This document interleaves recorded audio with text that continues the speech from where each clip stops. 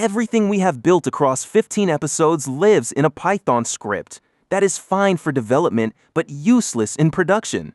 In this episode, we wrap the entire RAG pipeline into a fast API service. We add a synchronous endpoint for simple clients, a streaming endpoint, so the browser can display the answer word by word as it is generated, request validation, error handling, and core support so any front end can call it.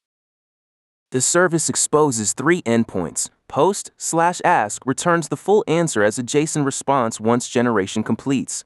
Post/ask/stream returns the answer token by token using server-sent events so the browser can display words as they arrive.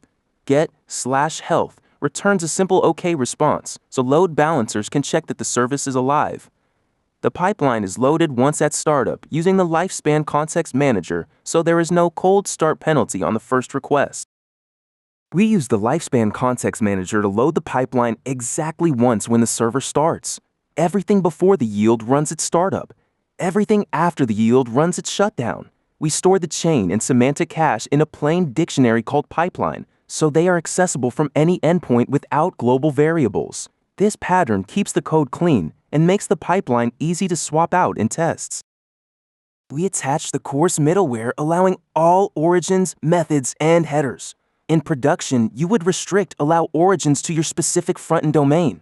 The Pydantic ask request model validates every incoming request automatically. If the client sends a request without a question field, FastAPI returns a 422 error before our code ever runs. The optional category field maps to the metadata filter from episode 15. The synchronous endpoint checks the semantic cache first. If we get a hit, we return immediately with the cached flag set to true, so the client knows it was served from cache. On a cache miss, we invoke the chain, store the result, and return it with cached set to false. The entire endpoint is wrapped in a try, except that raises an HTTP exception with a 500 status code if anything in the pipeline fails. FastAPI converts that into a clean JSON error response automatically.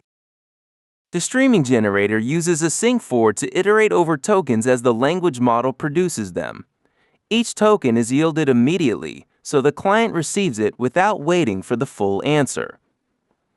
We also accumulate all tokens into a list so we can join them at the end and store the complete answer in the semantic hash.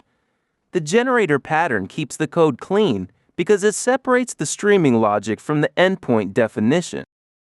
The streaming endpoint wraps the generator in a streaming response with media type text/plain. If the cache has a hit, we wrap the cache string in a tiny async generator and return it the same way, so the client code never needs to handle the 2 cases differently. The streaming response sends each yielded token to the client immediately as it becomes available. The browser can start rendering the first word of the answer before the last word has been generated. The health endpoint is 3 lines. Load balancers and container orchestration systems like Kubernetes call this endpoint periodically to confirm the service is alive.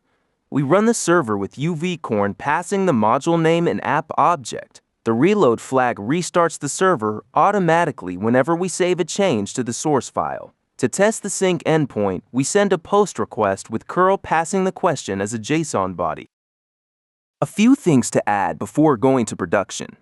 Run multiple uvicorn workers with the workers flag so the service can handle concurrent requests.